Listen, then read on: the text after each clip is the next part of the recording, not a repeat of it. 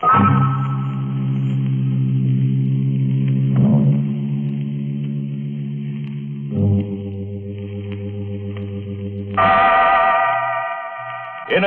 Sanctum Mysteries.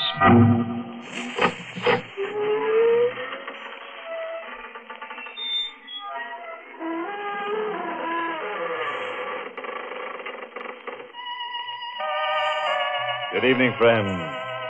This is your host to welcome you through the creaking door into the inner sanctum. Come in. Say, how about joining our Shriek of the Month Club?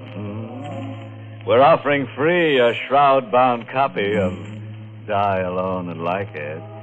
It's about an unsuccessful authoress who dies of marital illness. Yes, her husband got sick of her. However, he was thoughtful enough to bury his novelist wife in the basement. And now, at last, she's in the bestseller class.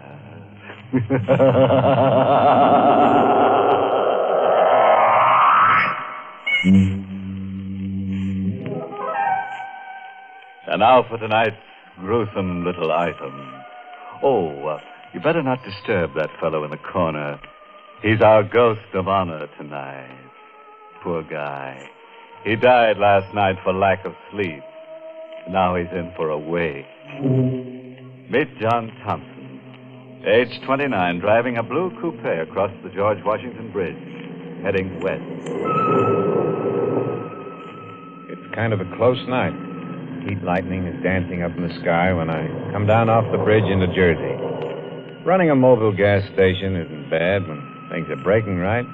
But the way things are, I figure I'll do better out west. I hit the highway and let her out a bit. I spot her a few miles past the bridge. She's standing there by the side of the road, out in the middle of nothing. I don't know exactly why, but I stop. Want a lift? Thanks. Hop in. Going far? Not very. Well, yell when you want me to leave you off, huh?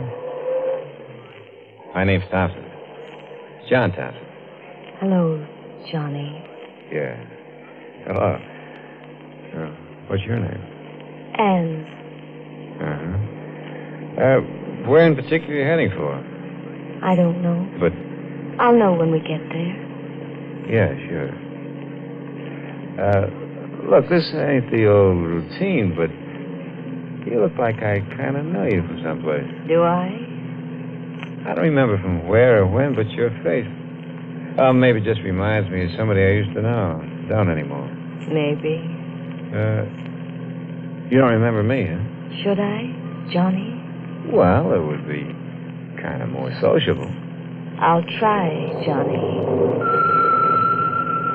We go on like that for a couple of 3 miles. Her not saying anything and me sneaking looks at her. She's pretty young and nice to have next to you, but there's this feeling that I ought to know her and don't. And I get to wondering where she's going in the middle of the night. Hey, Ann. Yes, Johnny. Maybe we can get some music. The knob for turning on the radio is over on your side. See it? All right. They got these all-night programs for people like us, you know, driving at night or jockeying a truck or sitting up with a sick friend. Our next request number just phoned in this minute by a young lady named Ann. Well, we can't make out your last name, Ann, but anyway, Lou's going right ahead and play it for you. Lou White at the piano, playing Stardust.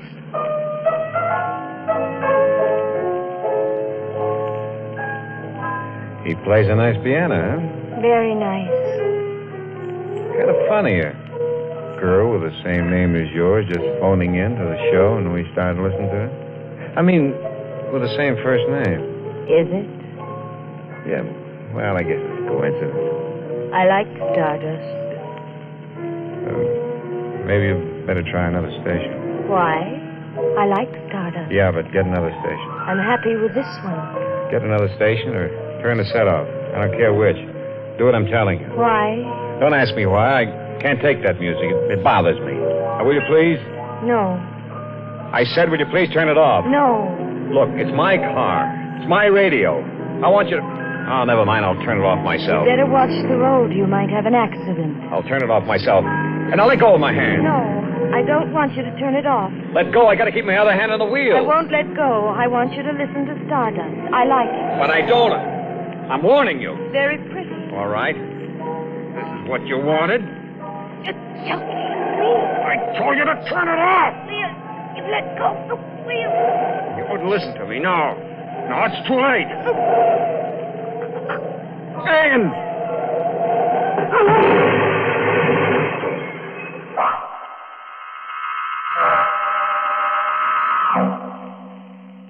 It's all black for a while, and then there were streaks of light through the blackness. I shook my head. I was conscious again. I'd slid forward under the wheel, and the car hit the tree. Pulled myself up, got out of the car. Look, there wasn't damage bad. The bumper taken most of the shock when we hit. One fender was crumpled. And then I remembered. Man. She was dead, I knew. I felt her neck give before we crashed. I swallowed hard for a couple of seconds and went back to the car. Looked in. She wasn't there. She wasn't anywhere near the car. She hadn't been thrown clear. She must be dead. Still, she wasn't there. Not anywhere. I drove away. Fast.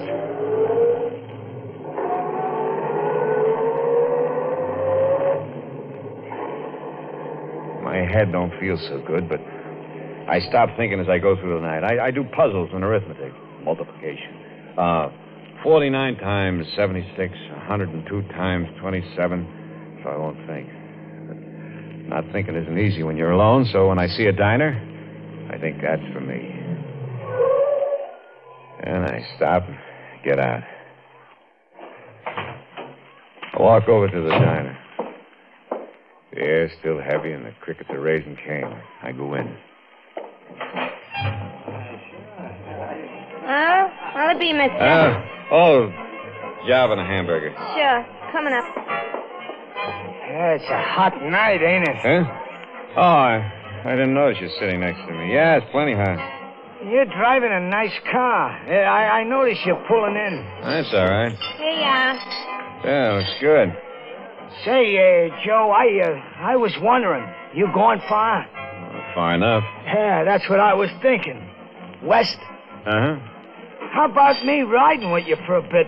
My feet are getting awful tired holding me up. Well, sure, I guess so. Thanks. Thanks a lot. Yeah, I could use a bit of company for such... Hey! Hey, you dropped your coffee. I'm sorry. Did I get any of it on you? No, you missed, but your hands are trembling. Well, I'm tired. Come on, let's get out of here. Hey, that'll take care of my check. But, hey, you ain't finished your hamburger. I'm not hungry. Well, you mind if I work it over? No, of course not. Only let's get out of here.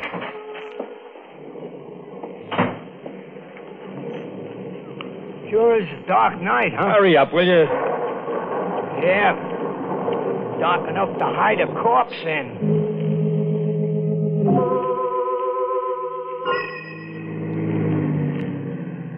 So, what did you mean back there by dark enough to hide a corpse in?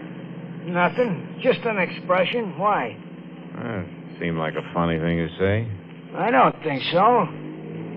Hey, you better slow down. We're going through a town. It's deserted this hour of night. No, it ain't. Look at that, down near the corner. Huh? Where? You seen her, huh? Standing under that lamppost. Pretty as a picture, ain't she? Hey, slow down, will you? Maybe she wants a lift. You're crazy. Well, look, she's giving us the thumb. We're gonna pass her in a minute. And don't bother me. Yeah, but... Hey, she's calling you. She knows you. You can't pass up a girl like that. Will you shut up? I don't get it.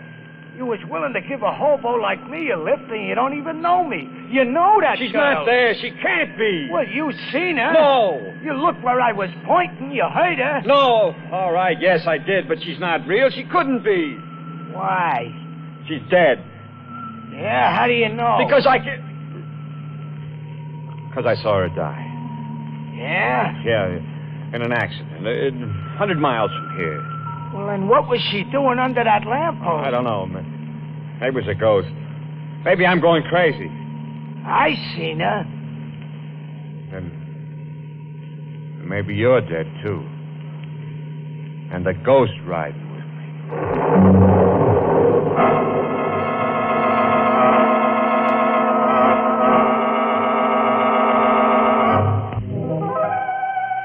Well, well. Look at you. Chips off an old block of ice. Splinters from the petrified forest.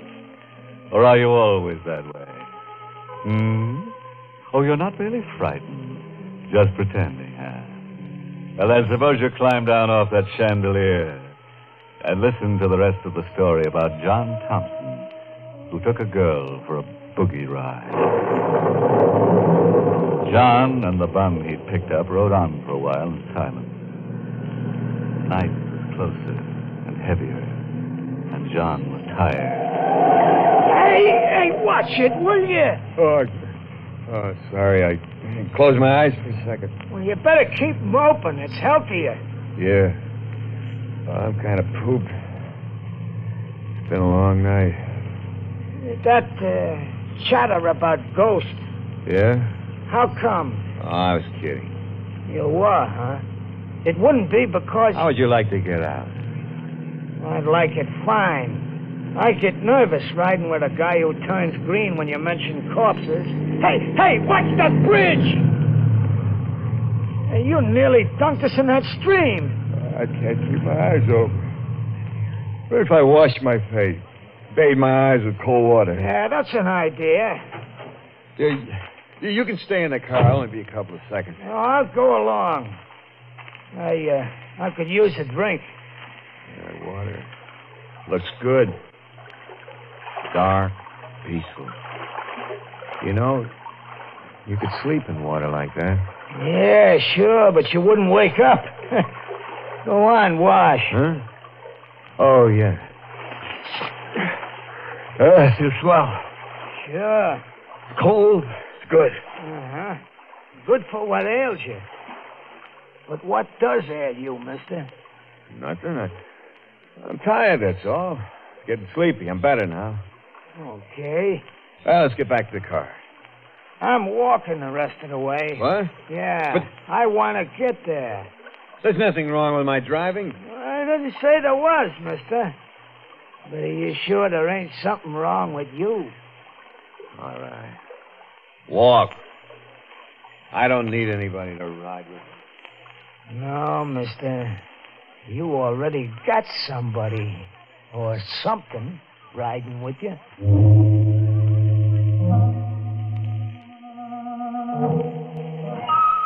So I walked back to the car. Get in. I don't pay no attention, the old bum said. Nothing wrong with me. Nothing. Start the car and drive off. Down the highway into the darkness. It's a long night. Maybe the longest night I ever lived. But it's only night someplace, west of New York, and that's all. The storm hanging overhead, never breaking. That's all. Hello, Johnny. It's her. Sitting right next to me. When she saw me looking at her, she smiled. Hello, Johnny. Oh. I didn't expect to see you again. No, Johnny? Oh, I left you so far behind. Not so far behind. Yeah, but I guess you must have got a lift on some other car, faster car than mine, huh? That's how you got ahead of me. Way ahead of you, Johnny. Yeah, that's the way it was. Sure. You're all right, though. I'm all right. Very all right. Well, I'm glad to hear that. I mean, funny, ain't it? Yeah, the rain's still holding off, you know. You're not going to sworn it poured hours ago? Why are you talking so much, Johnny? Because I'm afraid, Anne.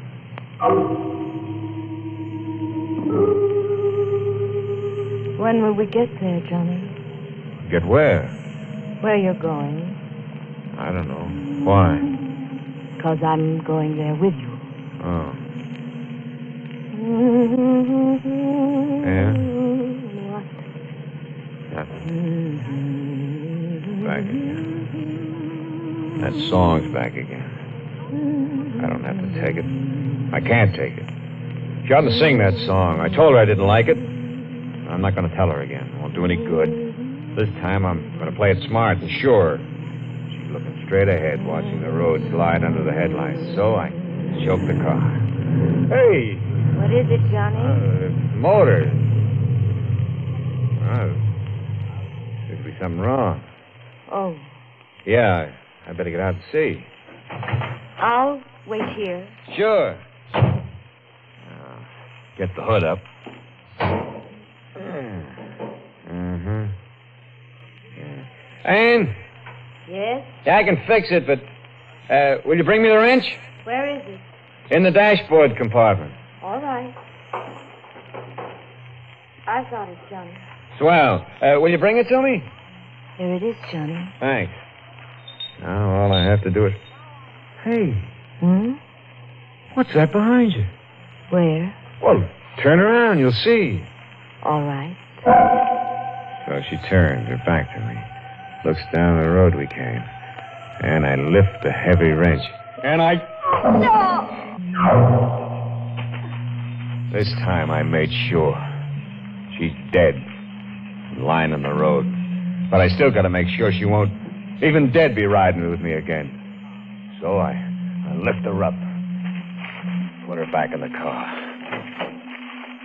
Get in myself next to her. Yeah, start the car up. I remember the stream. It's not much of a stream, but deep enough for a thin girl to lie in. That's where I go.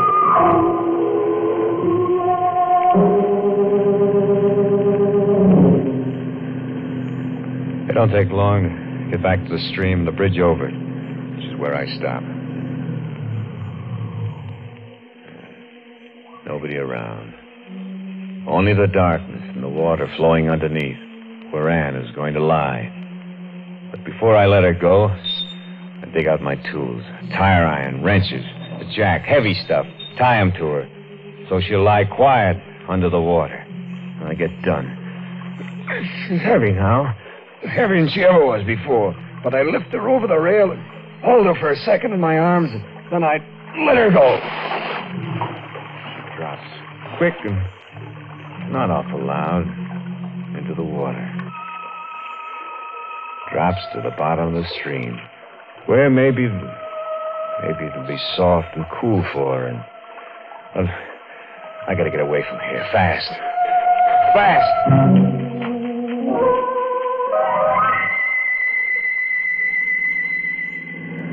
Every time the wheel turns around, every time the valves open and close, every time the sparks fire, I'm getting further away from her. This time she isn't going to follow me. This time she's deep under the water with irons tied to her and her head bashed in. I'd never turn around again and find her sitting next to me. I'd never hear her calling Johnny again. I'd never see her eyes or her thin body again. Clouds are pressing down now. No more moon. Thunder's purring closer like a big cat. I don't care. I'm through with her forever now. I'm so happy I could sing. Oh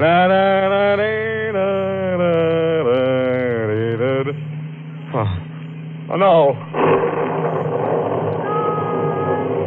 The skies are opening up. The light is turning off and on like God's neon sign. The thunder's pounding in my head. I go faster. Hit a curve. Take it at 60.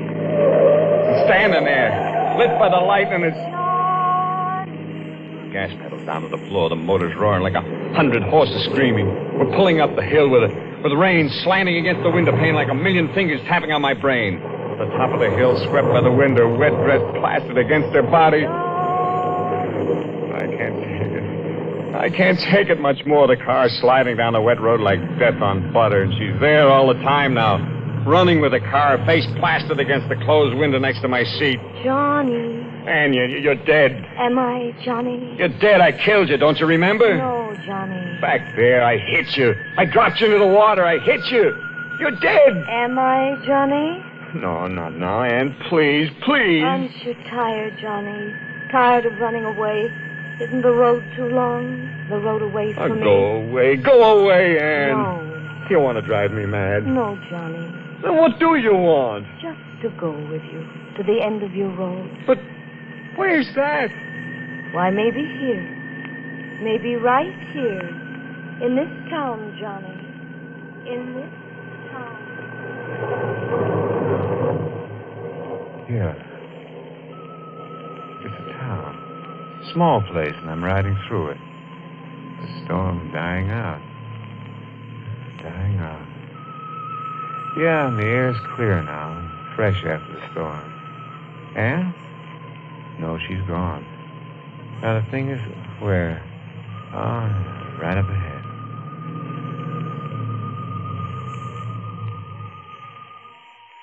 Sure. They always have one.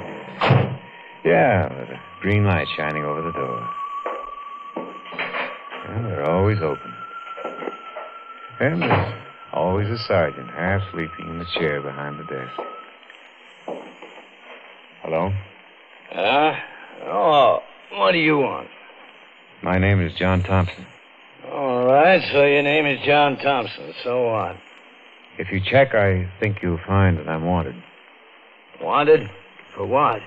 For the murder of my wife, Ann Thompson. Huh? Hey, don't move. I got you covered. I killed her in our apartment in New York City. Come on. Stick your hands out. When I killed her, the radio was on. They were playing Stardust.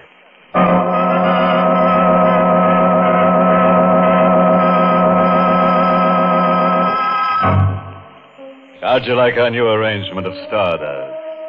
We're billing it this week as tune number 1 of the Murderer's Hot Parade. With, of course, a boogeyman beat on a new grave lane. Oh, yes. Before I stop off for a little chat with John in that one-way death cell of his, let me give you a bit of homicidal advice. Never kill your wife with the radio on. Tune in later.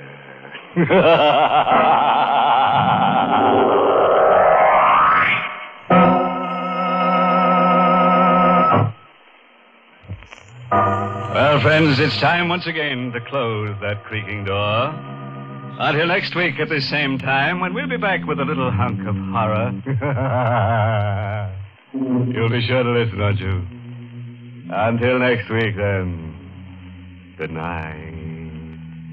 Pleasant dreams.